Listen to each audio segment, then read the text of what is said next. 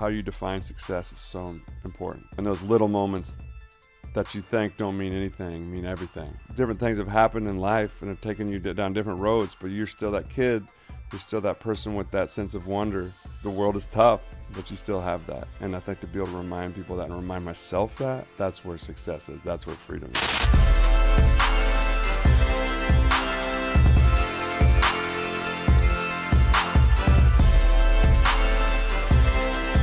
And obviously, you're one of the greatest performers, singers in the world today. We're going to get into all that goodness. Yeah. But I want to talk about health and fitness.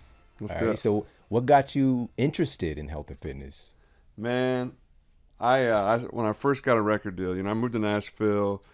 I had no idea what I was doing.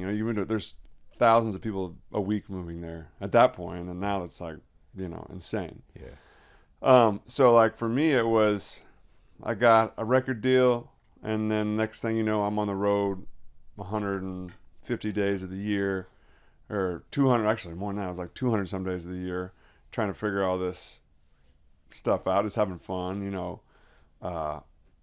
playing shows. People are bringing you drinks, people are like, know your name for the first time in your life, like all these different things, which is so exciting, but also like I didn't really pay attention to my health as much like I thought I did, but I didn't.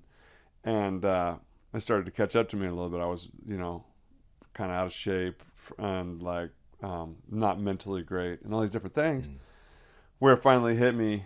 And I was like, man, I gotta get my shit together. I gotta get, you know what I mean? And I think for me, taking little steps and starting to work out and stuff, and I started to feel better, and I started to creatively think better because I was taking care of myself.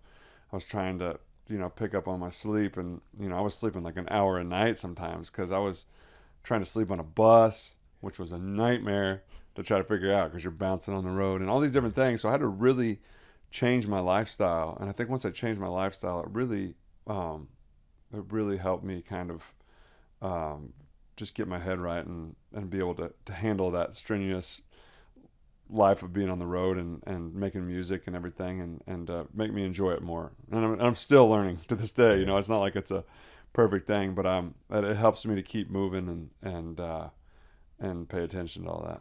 That's powerful. And you just mentioned how it kind of feeds into Yeah. itself. Once you focus on getting yourself healthier, it starts to feed into other areas of your life, your performance, your creativity, all these things. Yeah. And so obviously being on the road is going to be complex. I want to ask you about that a little bit later, but just when you have kind of more control, spending some time at home, what does your routine look like? Like, what are the things that you do for your health and fitness?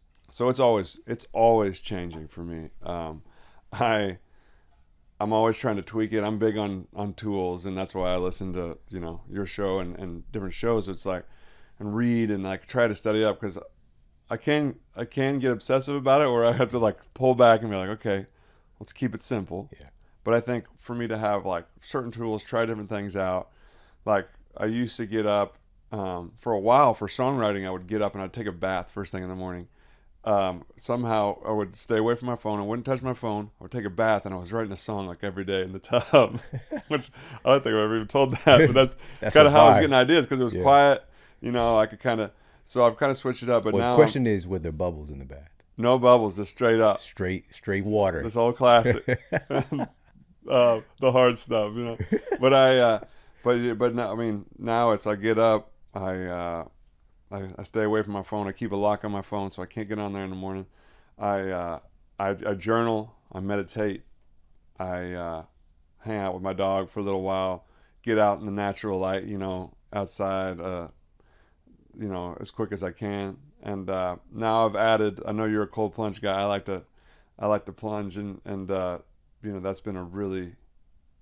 It's tough to get your mind to go there, But when I really got going with it, it's really got me to be like, if I can do this first thing, do something hard to start the day, that's been a big help for me, because I've dealt with anxiety a lot of my life, and having that structure has really changed the game for me, to at least be able to keep the reins pretty tight on that. And when it starts to veer off, it's like, I know if I change my physiology, if I keep moving, first part of the day, if I do all these different things to to stay in a structure, then I'm pretty good. If I'm sitting around watching Netflix all day, those are the days where I'm a mess. You know what I mean? Yeah. And so I think that structure's helped me a lot. Yeah, man.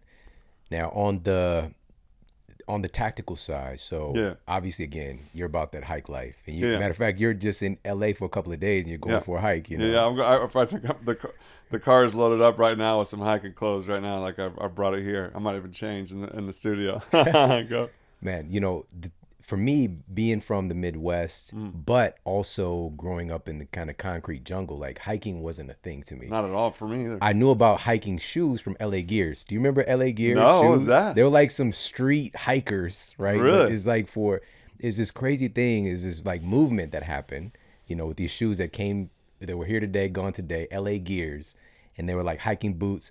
I never went on a hike in my life, but you wear these hiking boots to school. You got your, you know, the bibs with the one bib untucked, you know, that kind of stuff. So, you know, but coming out here, and actually I've been on some hikes prior, like, you know, I'll travel and go somewhere with friends. And so it's a really wonderful, it's like, it's this thing that stacks, right? So obviously you're out in nature, the fresh air, the sunlight, and also just that practice of putting one foot in front of the other. The momentum of the climb is addicting, and it kind of gets you in in the present, which my mind can tend to wander a lot. I'm always thinking a little bit paralysis of analysis kind of guy, where sometimes I'm overthinking things. So if I can get out there in nature, get out on a hike, and just look at it, you know, look at the trees, feel the air on my skin. You know, it might be a little cold when I start, and I get the blood pumping, I start moving. Like all those things kind of start stacking up, and the next thing I know, when I was really kind of uptight or anxious going when I started, I'm flowing through the hike, and I feel alive. And then melodies start popping in my head, and I start thinking about these different songs. I mean, and that kind of stuff, because I'm just being, you know, I'm just there. Yeah, man, so powerful. So what about, are you getting some lifts in too? Yeah, man. I that's for me, like if I do maybe 3 days to 4 days a week of lifts, you know, and I'm not like crazy powerlifting, but even though I'd like to get there, I might have to keep up with you. I see your videos sometimes. You're out there doing it. I need to train with you one day. But I try to, you know, to get some weight stuff into and kind of just switch it up. And also just not be too hard on myself and not try to perfect it too much. Like I was saying that, and I've heard you play it that way of like, keep it simple, keep it to the basics of it.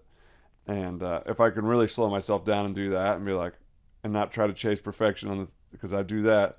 If I really just slow it down and be like, all right, I'm gonna try to move, you know, I'm gonna try to go on a hike 3 miles a day. I'm gonna try to hit the weights tomorrow, and maybe go for a walk with the dog and with the family or whatever, those kind of things. And finding that balance has been key. So you mentioned earlier that, which I think a lot of people will be surprised to hear, that somebody who's on some of these huge stages and performing and, you know, creating magic would be dealing with anxiety, right? And I know that you shared before about some of your experiences prior to shows, and, you know, of course, there's one thing to, you know, have some nervous butterflies, but there's another thing to have like full blown panic attacks. Yeah. So can you talk about that, like some of your experience, and let's kind of, even if you can, share where that came from and what you did about it.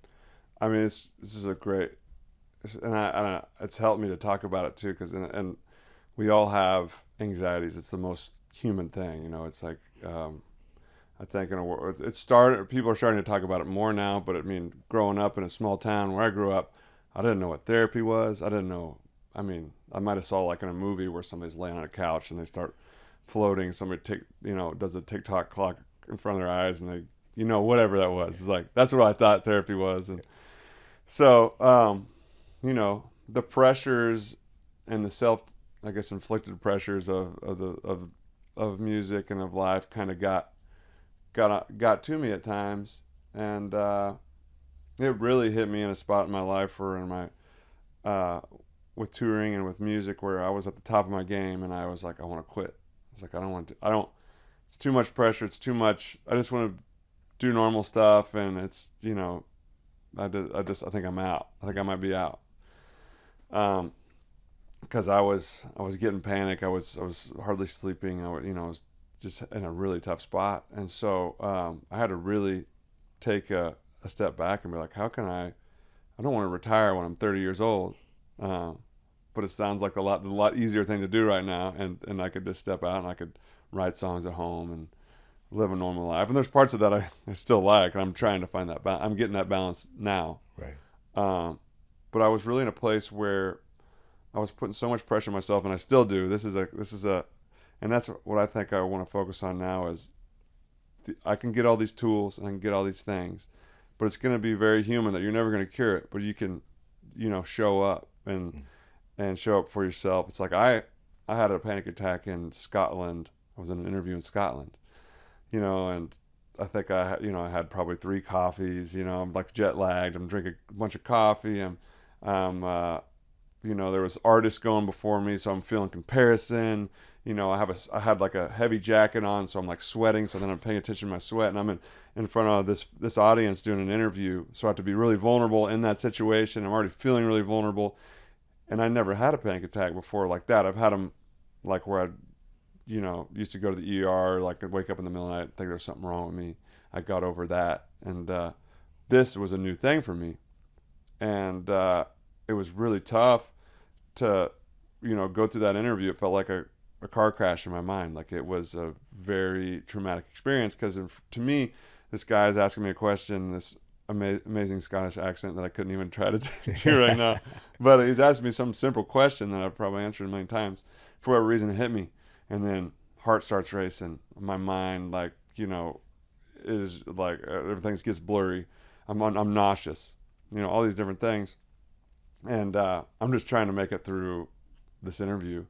Nobody even knows. I could watch the video back now. I don't know if it's out there. I'm sure it probably is, and you probably wouldn't be able to tell. But at that moment, then every time I'd go in an interview, I would feel it. I was on this Day show, and I felt it right on there. I was Good Morning America. I actually got on there and I started talking about, I'm actually nervous right now. Like, this was not that long ago. So I still have it. I have it right now, even like a little bit. I'm very comfortable talking to you. It's the memory of, I'm not like trying to think of that thing, but I could feel it.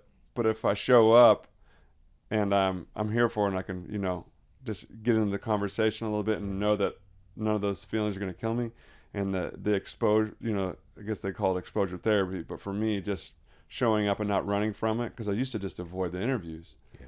Now it's like I've gotten better every time I've gone in them. Yeah. And so finding those different kind of tools by going to therapy, by reading about it, by realizing that's a very normal thing to feel that and to experience that. I mean, most people would rather,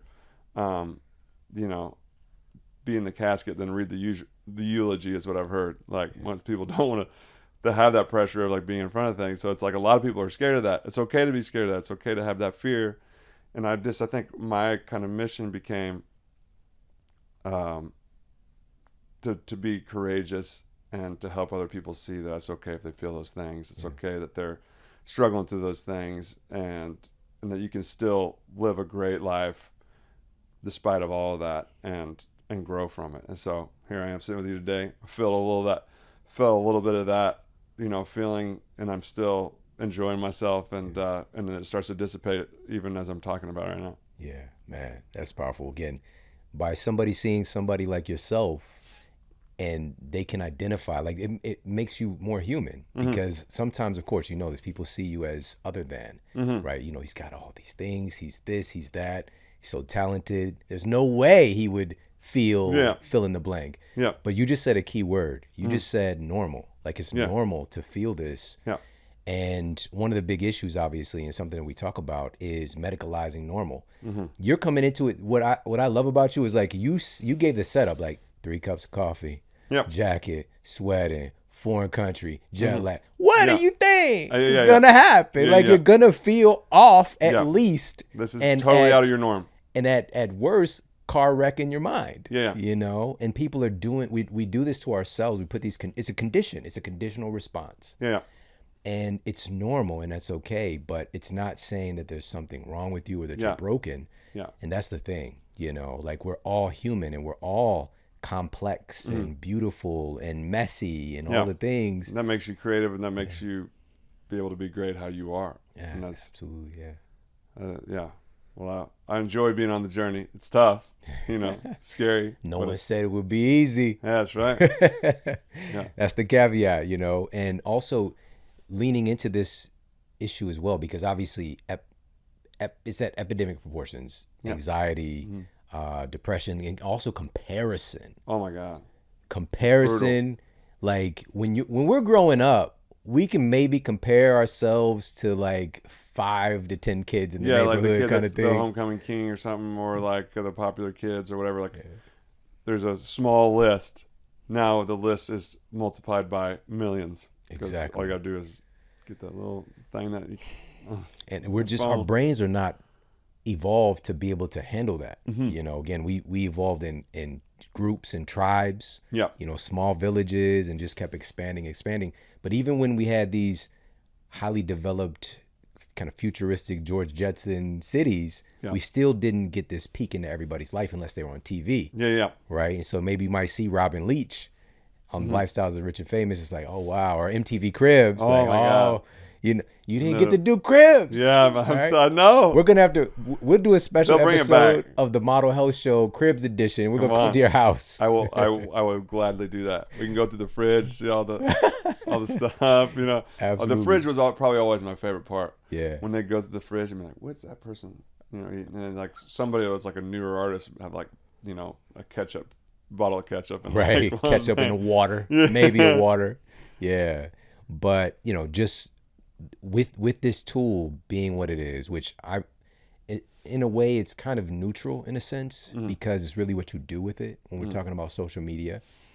However, that nudges it a little bit more away from neutral to invasive is the fact that we've got these brilliant scientists and engineers and technicians who are creating apps to keep you on it, to keep you addicted.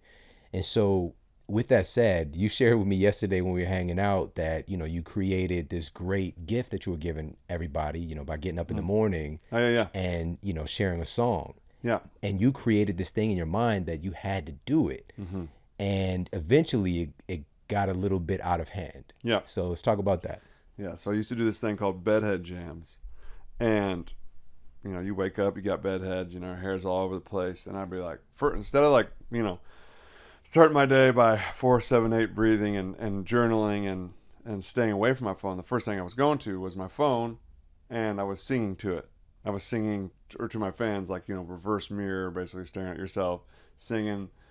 Your hair's all over the place, and I'm trying to think of a new song today. Today, am I doing, a certain cover or one of my songs, and I got to try to think of the song, and then I'm sitting there, and like 45 minutes later, instead of starting my day, I was like making these cool videos, and it was such a huge thing for me. And that was like when Snapchat was, really exploding and then social media. So I had a huge following on there. But yeah, then I built this pressure of like, okay, I got to do it again tomorrow. If I do it tomorrow, then my fans will get upset. And then I don't want to let them down. And then I'm letting myself down. Then I'm telling myself I'm not enough because I screwed that up or whatever. Subconsciously, in the back of my head, that's what I'm thinking. And so I created these unnecessary pressures that don't even really have to be there. And then it gets in your head, and then I was all messed up from it. And I had a dog. I have a dog I'm very close with, and more than ever, he was, once I got him, he was in every single video. We were doing everything. And then I would bring him on stage every once in a while. And then if I didn't bring him on stage, so, on the other side of the world, and someone might get upset that I didn't bring him on stage, and I created like a whole nother pressure of that of my dog. Because he was famous on social media too. Yeah, he had the hundreds of thousands of followers as a dog. And I was like, this dog, this is the, my best friend in the world. Like, my most human thing is like just have a connection with your animal. It's not for everybody else. It's for you and your animal. And I realized that at a certain point. I was like, he's going to retire. I'm going to take him. He's going to retire. Some people thought he was not alive anymore. I was like, no, I want to have that bit of normalcy. Yeah. So I was creating all these things with the social media, and it wore me out so much because I was constantly on there. It's all I was doing. And I just felt like I could feel myself, and I'm sure most people feel this. If you stay on your phone for 20 to 30 minutes scrolling, you will notice I get the tight band around my chest. I get shorter of breath. Like I start to feel anxious from all the comparison, all the things, even if I'm not thinking comparison, or I'm not thinking, oh, I should be in Thailand right now on a boat on some crazy excursion that this person's on, and if I'm just sitting at home like living a boring life or whatever it is, that it's telling you, that makes me so anxious. And so I was like, I'm gonna get a flip phone. I'm gonna get a Polaroid camera, and I'm gonna step away from all this and kind of change my relationship with what social media is, because it can be a great tool. It's how it's how I found you or whatever. And there's a lot of people that are putting great stuff out there that actually helps you and adds to your life. But I think there's got to be a balance, and that balance is hard to find. And so I have a really good willpower, but I think some of the ways these are built are built in a way that it's almost impossible to fight sometimes, to get that little bit of extra dopamine. Yeah. It's like, if I just pick up my phone in the morning just for a little bit, I can just pick it up and just look for 5 minutes, I'll be fine. And then you're down the rabbit hole watching some 5 different videos that make you laugh, but and then you see one bad video about war or something, and then I'm not thinking about that. Mm-hmm. So I put a lock on my phone. I just have a friend or someone in my family set the passcode. I can't get on there till 9 o'clock. I'm doing my schedule. I can only be on social media apps for a little over an hour a day, so I'm not mindlessly scrolling. I'm putting what is meaningful to my life right there. I'm seeing my couple of people that I value and what they're saying, and then I gotta step off of them. And if I run out of time, I run out of time. I can't get that code because I don't have it. And I tell the people that set it for me, no matter what, don't let me have it. Don't let me have that code. So just find a different relationship with that. And I think it went from the very extreme of being on it to now I've got a lot better balance. And there are still days where I'm like, I need, it's not like I have it perfected. I still go down the rabbit holes sometimes, and it makes me not feel great. But it's gotten better with that. Yeah. You just said something really brilliant too. Well, I mean, several brilliant things, but if it's left to our own devices, literally, if we have the passcode, just 5 more minutes, or it might give you the warning or shut off whatever. You can you used to do ignore you used to be able to do, and you still can. You can hit ignore for 15 minutes. You're like, oh yeah, 15 minutes, that's no big deal. And then that 15 minutes goes up, and if you don't have the passcode, there's another 15 minutes. Then I'm an hour later. Little Scooby snacks. Yeah. So, but you gave let somebody else do it. Yeah. They have the password, so you don't have any access. Yeah. And we've actually experienced this together because that's right. We were messaging on Instagram, and then your time shut off. Yeah. You sent me a message on Signal to just be like, sorry, man, I ran out of time. I didn't get that message for like 2 weeks later. I was like, oh, what happened to Brett? That's, and you had sent me a message on that platform, because it kicked you out. Yeah. So yeah, it's one thing to kind of theorize about this stuff, and also to leave it to your own devices to do the right thing per se. But really, this is about just taking control of your time, taking control of your mind. As soon as we pick it up, we're going to start outsourcing our attention, and we leave the room. You leave reality. And especially if you have family, if you have kids, it is one of the most invasive things. And I see it, like I could see it firsthand. I'm very cognizant of it, and I can see, and I know many people, and this is not to say again that we're bad parents or anything like that. I've done it before where I'm just like, just a minute, bud, because I'm doing something on this, right? And I leave the room. And so I don't want him to be like that, right? And so now I've really worked to train myself. And 9 out of 10 times, I'm great about like, let me put this thing down, get present. Yeah. And some of the ways that I do it is like, in that moment when because it pulls so much of your, like there's so much neurochemistry going on in this thing. Yeah. I need something to bring me back. So it's just like, listen to the sound of his voice. Like really listen to the sound of his voice. look into his eyes, look at his mannerisms. Yeah. Like try to tune back into reality. That's brilliant. And even if nobody's around as well, like, because like you said, like it can 20, 30 minutes, you start to just feel off. Yeah.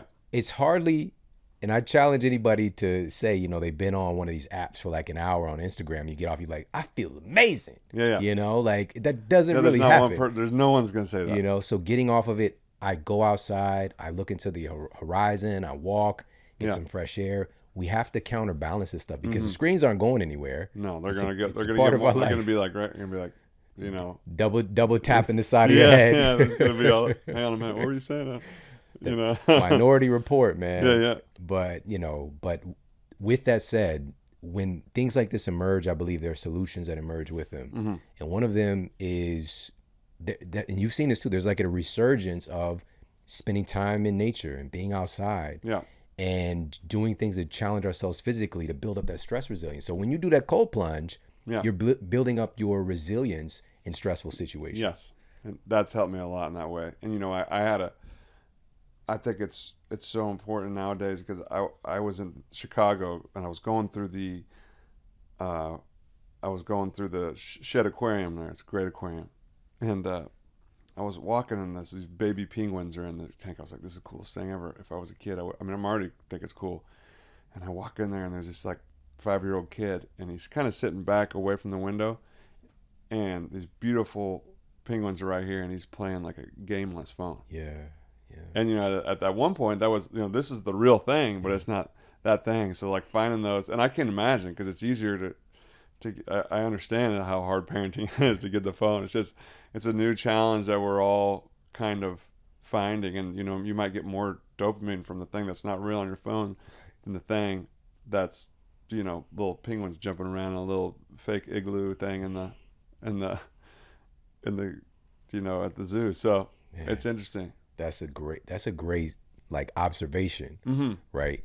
And like you said, especially today where we can go and, you go into Target, which my wife, apparently she hasn't been in a couple months and she was supposed to just go pick something up on the way home. Yeah. And then cut to 2 hours later, I see my wife like, what happened to you? She was like, I'm a woman. I haven't been to Target in months. What did you think was going to happen? Yeah. I'm going to Target is my target. You know what I'm saying? But, and you got a kid and they're fussy, whatever. It's very easy to pacify them because that's what it is. Even for us, we're big adult babies in many ways. It's pacifying us, getting us away from our frustrations, our to-do list, our anxiety, whatever the case is. Yeah. But the thing is, it doesn't resolve it. Yeah. Just like a pacifier, that binky, you're not really getting the real thing. It's just like it's kind of psyching you out a little bit. Yeah. And the hunger's still there. Yep. You know what I mean? That's some deep stuff right there. Man. Instagram is a binky. Yeah. So shout out to is it baby Maggie on The Simpsons? Was she the one with the binky? It's Lisa she was. Maggie. The baby was. Yeah. I want to ask you about this. When you talked about that bedhead songs, right? Yeah. Getting up and creating that. It was amazing, that expanded your reach. Yeah. That provided so much joy and value. And you also, again, you share, if you miss a day, you got fans are like, hey, what happened? Hey, I noticed that you weren't there. And that can turn into, agitation. Yeah. So this is going back to doing something today that we feel traditionally, which was we can expect our favorite thing to be on at this time, right? So for me, it was Mondays, 7 p.m. Alf was coming on when I was a kid living with my grandmother. And so creating that in the mind of our community, right? So they can expect something great to show up for them, right? Yeah. Now, when you created that, you were also putting yourself into this box.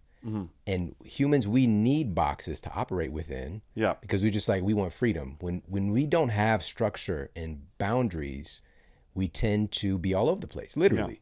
And so you created that, and it creates success, but it also can imprison us. Yes. And so the reason I'm bringing this up is I want to talk about the successful part of it. Yeah.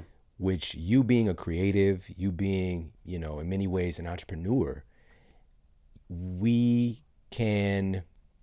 we don't really understand when we're going to a job. What was your first job, by the way? My first job was probably a YMCA camp counselor. Okay, I can see that. Yeah. I can see that. You know, it's like I'm like a human. I'm like 6'4". I'm like a human jungle gym. Like it's just like, you know, all the, you know, I'm just trying to make the kids have fun. It was fun. Yeah. But it was a good first job for sure. And then I was a DJ, wedding DJ / singer. Oh, come on. So, you know, I'd be playing every kind of wedding song, your Brick House to, you know, to We Are Family to whatever. And then, you know, I'm singing Sinatra and I'm singing, you know, and so I just kind of bounced all over the place and you know, those are like my first two jobs. So I never had like really, I had very random first jobs, you know. I can't wait to talk about this in your autobiography. Yeah, yeah, you're gonna be reading it. I can't wait to read it. Get warmed up. But, you know, you coming from that paradigm, like so many of us, where we have a 9 to 5, we have a job, and we're showing up, and essentially most of the time we're exchanging our time for money. Mm-hmm. But when you want to create something that isn't within the typical bounds of society, which is, you know, you going and working for somebody, it's a switch you flip in your mind, going from value extraction to value creation. Yeah. And to create value consistently, you have to create structure. Yeah. You have to create something where you're showing up and doing this thing on a consistent basis. Yeah. Right. But you found like how it can help you tremendously, but also the point at which it can hinder you. So how important is it for you to have structure and kind of, you know, routine in your process? Yeah, it's so huge. And honestly, this is still a struggle for me, and I'm very interested to talk about it because I am so structured that it can, you know, I'm still finding the balance because like I like to go to bed at the same time every night, which you and I both know that's a great thing to do. But if I go an hour later, I'm beating myself up. So perfection, there's a middle ground there between chasing perfection and sit on the couch all day and watching Netflix. You know what I'm saying? It's got to find somewhere in between there, which is kind of where I'm starting. You know, I've, you know, in the last year really found, okay, I've got great structure. I'm probably one of the most disciplined people I know. And it can be a detriment sometimes. So, you know, right now it's like, if I have that structure, like I think the most purpose I find, you know, I've putting out music for 10 years now, you know, a purpose for me, is I get to get in front of people and literally have the opportunity to sing these songs and, you know, that can change somebody's life. And maybe, you know, I've had people say this, you know, hearing this record literally pulled me out of the toughest place in my life and saved my life or whatever. I'm not thinking about that a lot of time when I'm making music. And so, but when I get up on stage and I see somebody crying and everything, I'm like, okay, that's a reminder of why I do this. Yeah. Sometimes you lose touch with that because, you know, you're in the grind. And I've been in places where, and I heard a really interesting comparison to this the other day where somebody, this kid ran into their favorite, their mother's favorite composer at like on the airport, and they said, "What, you know, my mom went and saw you at, you know, the Hollywood Bowl or whatever it is, or and the crowd gave you a standing ovation. And what are you thinking about up there when everybody's giving you that standing ovation?" And the person said, "You know, you want to know the truth? I was thinking about where I messed up in the second song," and it made the kids start crying because it's like, you know, that it's supposed to be, you know, it's such a beautiful thing that you're doing. And so I've had to really find that because chasing that perfection and that structure has built me in a great way, but also like there was a point in my life where I was at a number one party for one of my songs. I think it was my third number one or something. And I'm so like caught up in the rest of what's next, you know, what's the next thing, you know, in my structure and like I got to get the next one. I'm at the party holding the award, you know what I mean? And so, and I think there's part of that helps you chase the next thing. But if you're not enjoying the moment, it is hard to appreciate any of it. And I think I got to a point where I was having several years where I felt like I don't remember a lot of it because I was always looking to the next. And so my goal right now, and it has been over the last several years, and I think I'm getting in a lot better place, but I get frustrated sometimes, is I really beat myself up. On the road, there's not as much structure as when I'm home.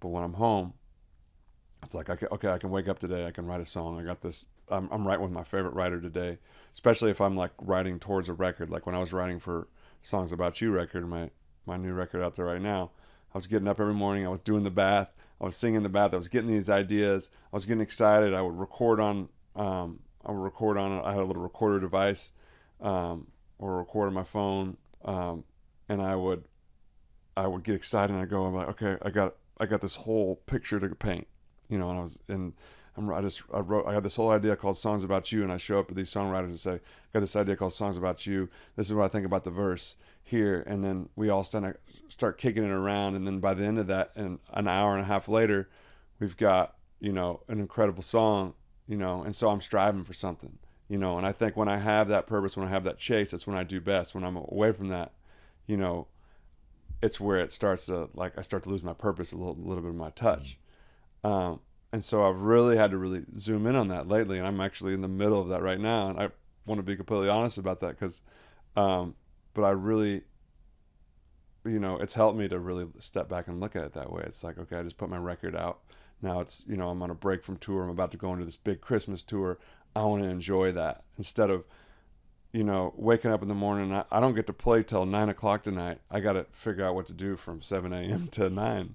And so you got this whole time to think about what to do. Like, I got to play a show tonight, and I got to be perfect. I got to hit every note. I got to make everybody feel something. And when I get up, so I'm kind of a mess sometimes during the day because I'm wanting to be great for everybody else. And then when I get up on stage, and I kind of go in downstate sometimes on the road, but once I get up there, I'm like, why did I ever doubt myself? I am feeling this connection with this person in the crowd. This person's crying, this person's laughing. This somebody might be having the best time of their life, and I'm also having a great time up here because I'm just doing what I love. Yeah. And so I've really started to hone in on that and zoom in on that a little bit, and really, the structure of, okay, when I'm on the road, getting out and not just sitting on the bus. There was a point where I'd sit on the back of the bus.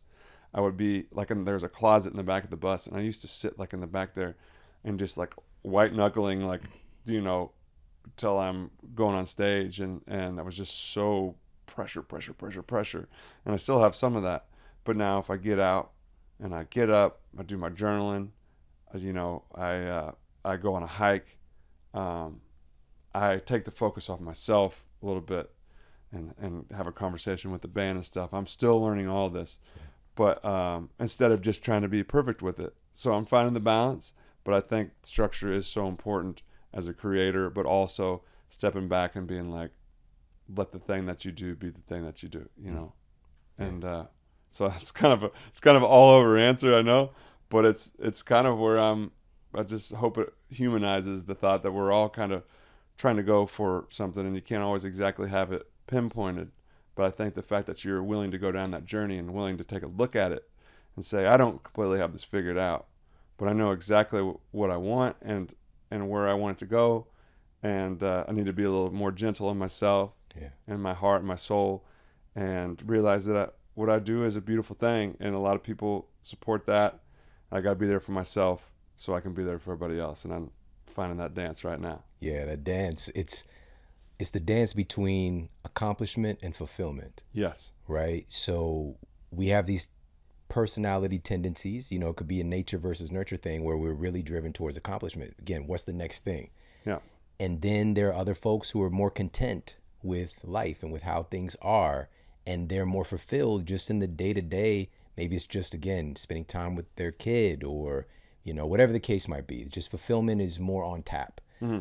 And so to be able to marry those things, because, when you talk to people who are later on in life, rarely do they say, I wish I worked more, or it's more on, I wish that I paid more attention to fill in the blank. I wish I spent more time.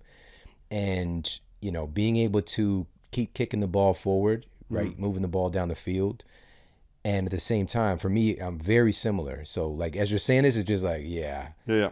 But what changed was just literally I had to make myself pay attention and like have a gratitude practice Yeah. Yeah. because I'm on to the next thing. I Yeah. just created another #1 podcast episode, Yeah. Yeah.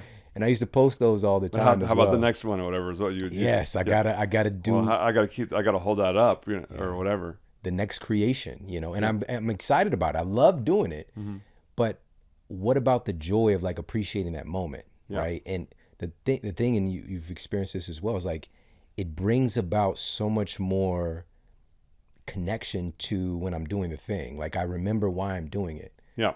right? And it just like it creates another level of resonance Mm-hmm. and creativity, all the things. It's just Yeah. like, why don't I do that more often? And I think that's why a lot of folks, of course, get burnt out.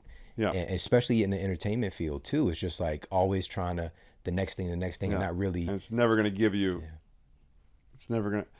I mean, getting that next #1. Like I had a streak where I was like, okay, I've got like 6 or 7 #1s in a row. The moment that 8th one didn't come or whatever, did the world end? No, and not at all. Did I have to change my perspective? Okay, what am I doing? It actually helped me, but at the moment of the time, it was like, okay, you're just trying to chase that next one. And all of a sudden, you're gonna have that one thing that doesn't work. That's part of being a creator. That's part of being human. Right.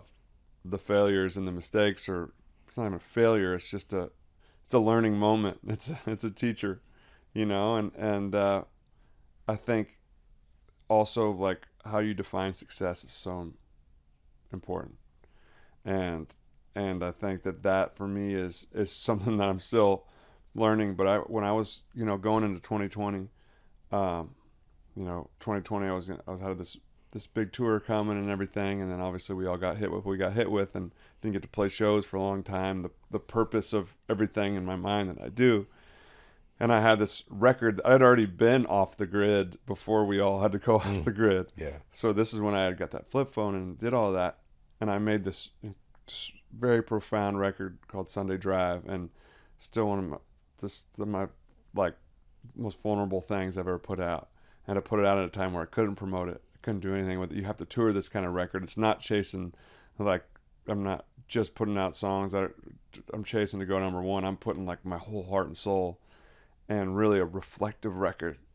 And it came out, and so of course it didn't get the opportunity to blow up massively, but the way it connected with my fans was deeper than anything I've ever put out. Yeah. So I had to like switch my way of looking at it. Like, okay, maybe I didn't have like a bunch of #1s off this record like I had in the last 4 records, but the level of connection and the level and the process I had going into that was something that was so powerful, and you can feel it every time I play those songs and when people listen to them.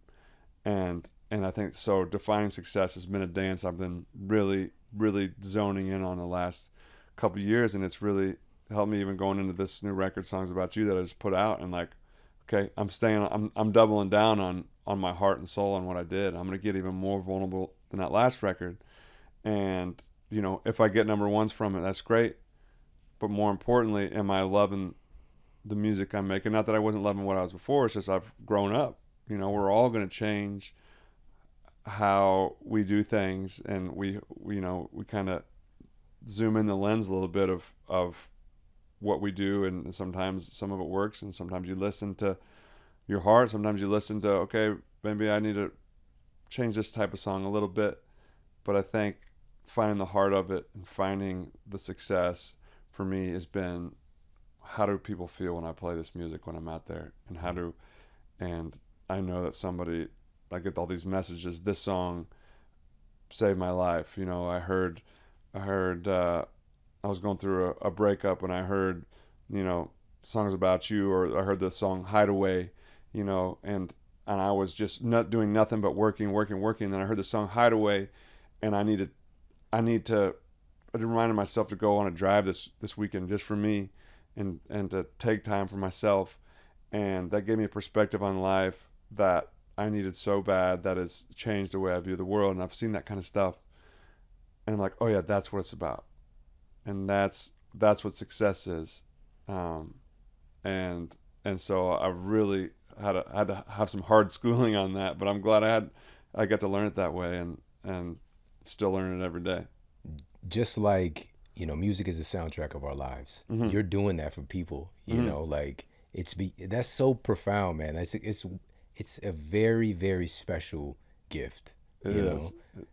And I wanted to ask you about this. There was actually in Sunday Drive in that story, Yeah. which I didn't know that part of it, but I know when it came out during that time, it just seemed like it was a resonant thing in that moment Mm-hmm. because there's a lyric in there where you talk about, you know, essentially looking out the window Yeah. as you're driving, Yeah. just like I kind of felt like a child, Yeah. Yeah. a child experience of just looking out the window as my mom is driving, and that was our screen. Like that Yeah. was but it didn't have any detraction from it. It's not like staring into this little space. It's the world out here.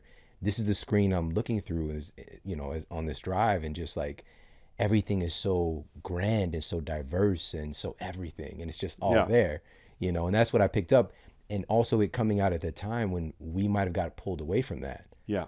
right? And just kind of, I think it touched a lot of people because it got us to turn back within and be like, and that's what it's really about. Yeah. And I'm not going to take that for granted like I was before. Yeah. Those little moments of like in Sunday Drive, that song, it it talks about the speed of life, and all the way to your parents taking you on a ride as a kid, and then one day, if you're lucky, you're taking them for a ride, and they're in the back seat watching the world through an open window as the trees lined up like dominoes, and and those little moments that you think don't mean anything mean everything, and I'm really trying to zoom in on those with my life, and I think the fact that you can,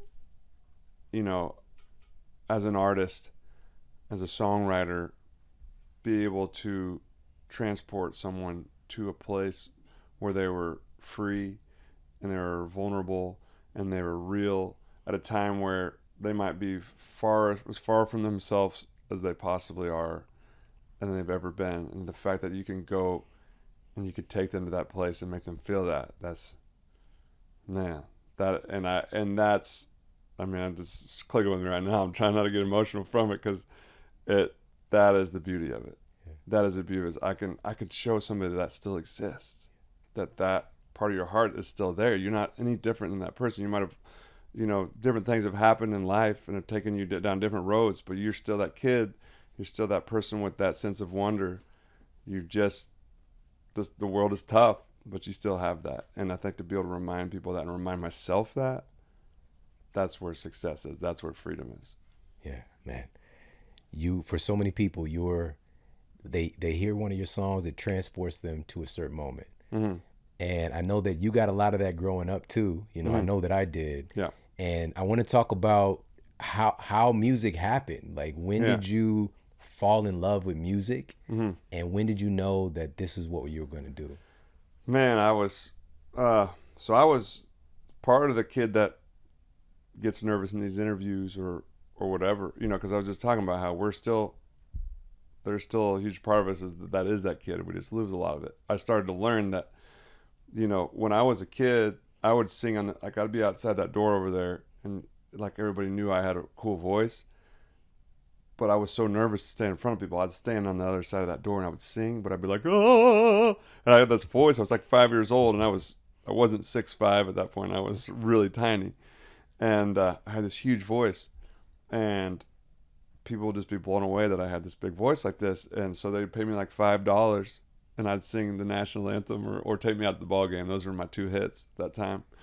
And I'd hit them with that, sing those two songs. They'd throw me $5, and then I would run in the backyard and play and get out of that, like, nervous. And so I started out, I was probably 5, doing that, singing in church.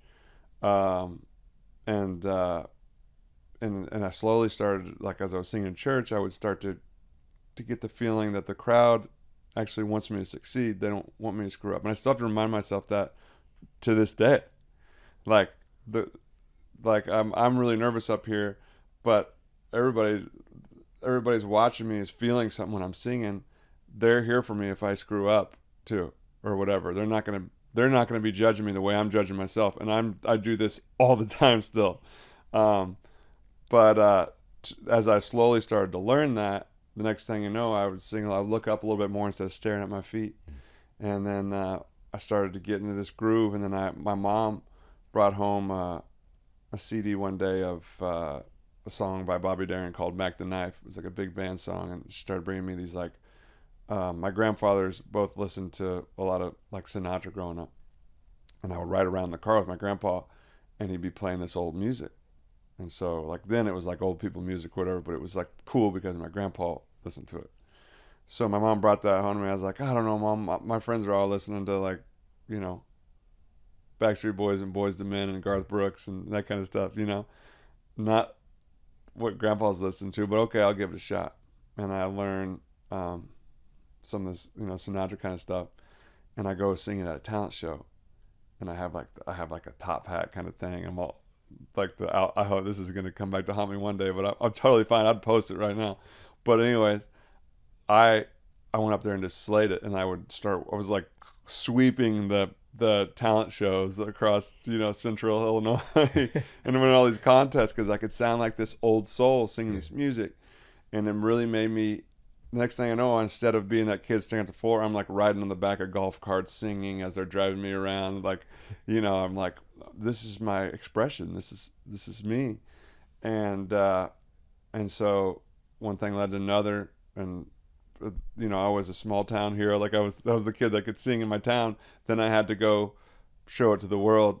Moved to Chicago for a little bit, sang with like big bands up there. So I'd be singing, you know, the Commodores. Then I'd be singing John Mayer. Then I'd be singing, I'd be singing Garth Brooks or Brooks and Dunn. And I would be like all these different parties I would be singing at with this band. But I was like, man, I heard Brooks and Dunn for the first time like freshman year of high school. And Brooks and Dunn, like I loved, and Ronnie Dunn sings this soulful voice. You know, he has such a soulful voice, and he sings kind of like he's influenced by Ray Charles, but he's also singing about this, you know, small town life where he was, and the things that I was kind of growing up around. And so like he had this soulful voice, and he's kind of mixing all this together. And I was like, oh, I can kind of do, like I can do that kind of thing. Like I can do all these different influences that I like. I can just go be me. So I moved to Nashville, started knocking on people's doors, you know, and this is like, I can't believe I did it. And like, not you like knock on people's doors and be like, hey, I'm a singer. Here's a CD of me that, you know, we recorded in a little barn in Illinois in some guy's house with like karaoke tracks, and a headshot that my mom took under the railroad tracks in Paris, Illinois. My hair is like a surfer from the 70s or something, and like highlighted hair. And I'm like bringing this to people's doors in Nashville. And there were a couple people that took that CD, and I interned, and I finished college down there at Middle Tennessee State University. I would drive back and forth to Nashville, write songs. The songs were really bad in the beginning, and I stayed to the craft. I stayed, and I got up every day, and I had that purpose. I had that thing of like, I'm going to figure this out regardless.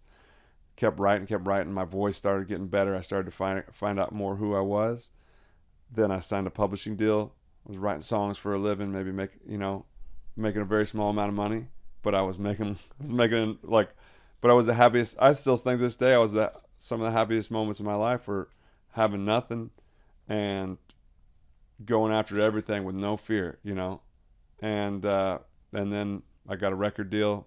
After writing, some other artists were cutting my songs, recording my songs. I got a record deal, which is why I moved to town. I didn't even realize I had this knack for being a songwriter, but I started going to these songwriter nights. People be playing at like the Holiday Inn lobby bar. It's called the Commodore Lounge. And I got signed up to go play there one night, and I saw these people playing. This lady would be chain smoking cigarettes. She'd check you in. She'd chain smoke cigarettes, and she'd be like, "All right, honey, you're in the next round." And there'd be like two people in the crowd, and she would sing harmonies to your song from the podium as she's smoking cigarettes, like in the back, which was incredible. It was like, still to this day, I have great memories of. She didn't really know the song, but she would pick it up enough to like sing harmonies, whether you wanted her to or not. And there'd be two people in the crowd, and I don't care. I'm just playing this music. I'm just, I want somebody to hear these songs. And so I kind of started to figure it out. This songwriting thing worked too. And then the vocal things, of course, is why I got there. it all meshed together. And, 15 years later from when I first moved to Nashville, here I am talking with you, my brother. Man, it's so amazing. So amazing. And, to have the courage, especially coming from, we're from the Midwest, man. And to go outside of those bounds, for you to move to Nashville, moving out here to LA, like it's very different. Very different. And so to hear that you were knocking on doors to boot, like that's incredible. And you got to do it. Like I get this question a lot. I'm sure you do too. It's like, what, I'm thinking about moving to Nashville to become a songwriter. Do you think I should do it? How should I do it? Whatever. And sometimes I'm like, would I recommend anybody trying to go down this route? Because it's hard. I mean, it's really hard. Yeah. It's stuff that's gave me a lot of joys and a lot of heartbreak. I mean, that's the classic thing about being anything that you're going after as a career, though. Like, that's your passion. But I'd say, you have to have that willingness to go above and beyond and knock on those doors and play those little songwriter nights and be really scared to go right in the room with this person that has, a song that was recorded by, it was a big hit for some artist, and you're like, I'm so nervous and they're probably going to think I'm a terrible songwriter or whatever. And you go anyways and you show up and you write a really great song with them, or you don't write a great song with them, but at least you showed up, and like taking those steps, you got to be willing to not sleep. You got to be willing to just chase it as hard as you can because that's what you love. If not, maybe just stay back at home. Yeah. Because, man, this is, you're sharing the thing that nobody talks about. Like, because it sounds very romantic to follow your passion and, but nobody really talks about how hard it is. And I'm so glad that you're bringing that up because it takes more from you than you even realize that you have. Yeah. And if you're willing to invest that, okay, yes, have the vision, understand your gift and your potential, all those things are great.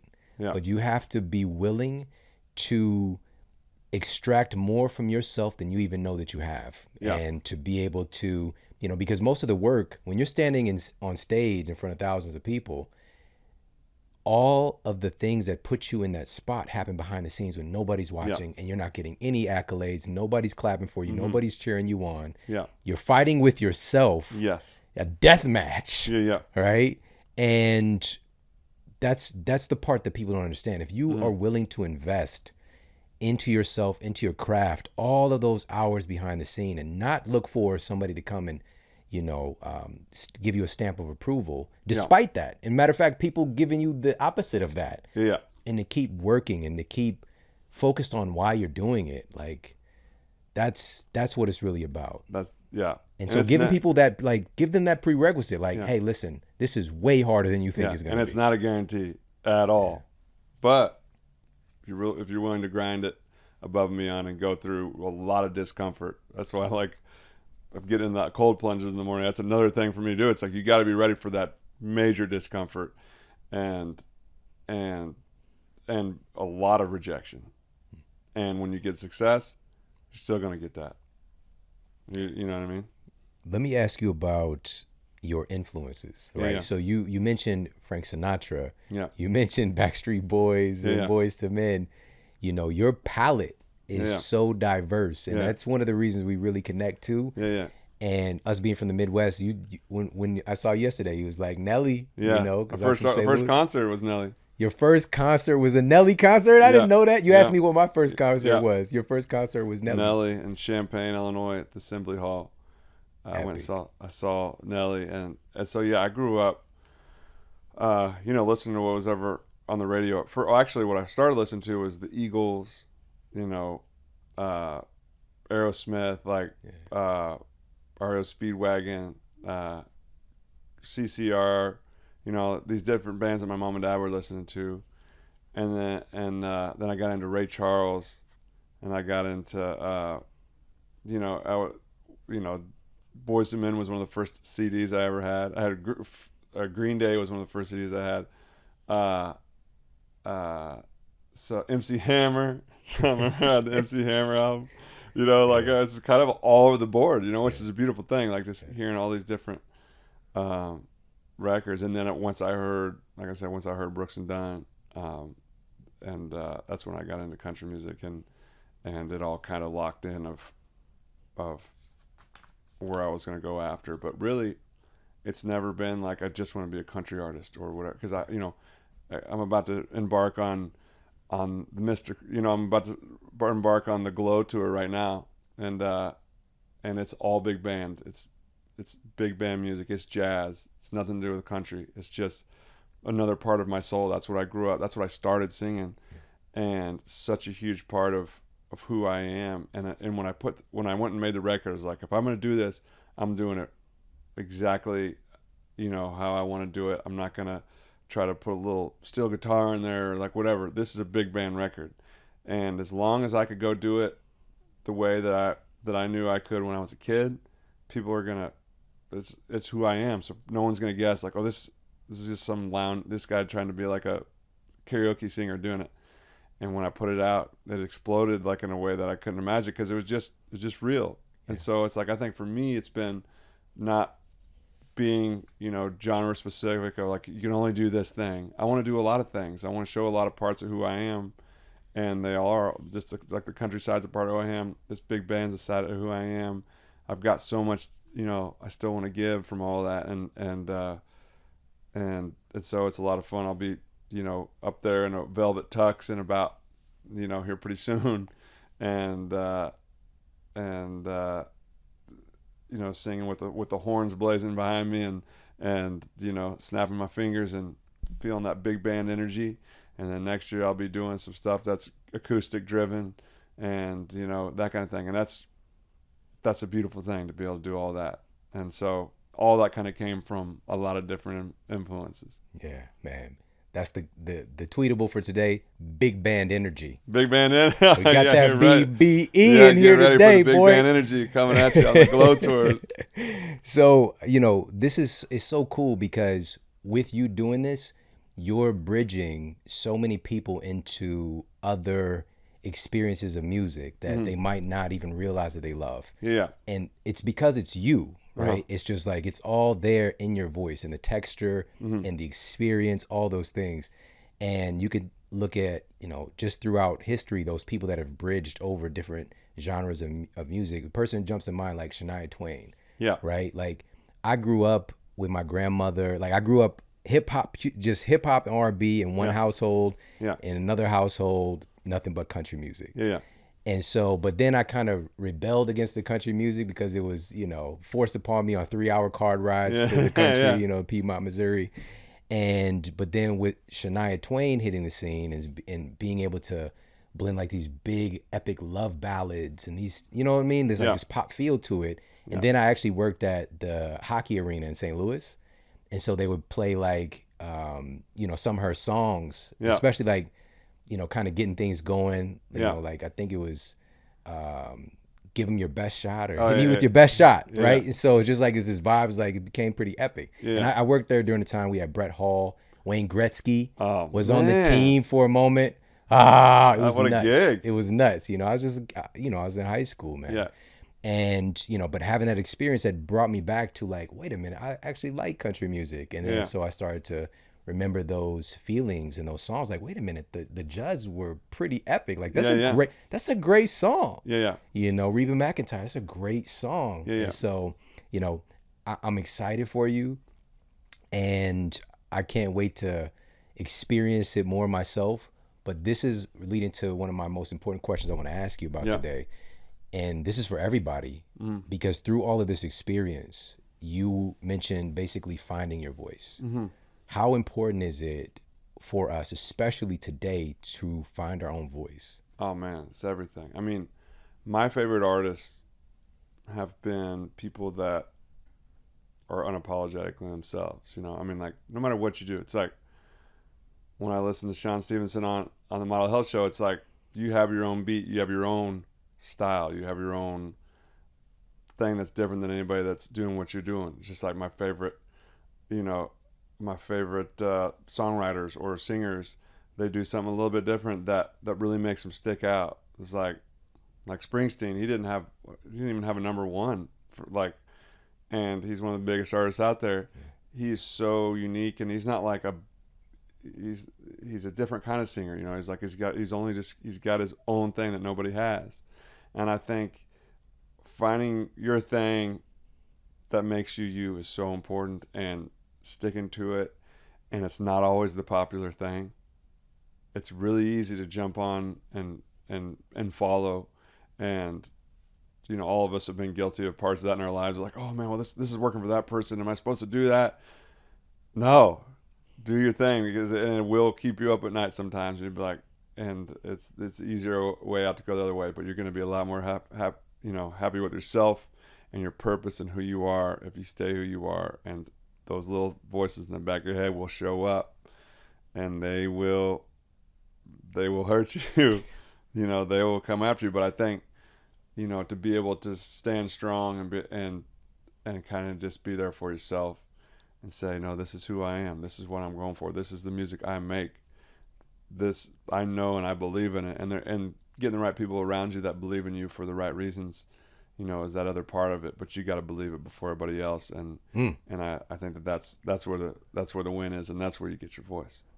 That was a bar from Common, which we both love. I love Common. Common said, "Nobody believes until I believe me." Ah, yes. Come on. I was actually listening to him on the way over here. Really? Yeah. I'm gonna listen to him on the way home then. Yeah. I love Common. The people. I was listening to the people. Yes. Man, because again, I was just getting in tune with you, man. Yeah. And man, I appreciate you so much. So you mentioned the Christmas tour is coming up. So when this comes out, this coming out right before the holiday season is kicking into full gear. Let's get everybody. So where can people get information about the tour? Yeah, the tour, BrettEldredge.com, and it's almost sold out now. So it's the whole tour, which is really cool, because I started the Glow tour in a basement in Nashville with like 200 people, and now we're doing like multiple nights at the Chicago Theater that's like 3,500 people a night, and all these like really rich, like velvety seat theaters that are just like classic and just fit, you know, big band music. And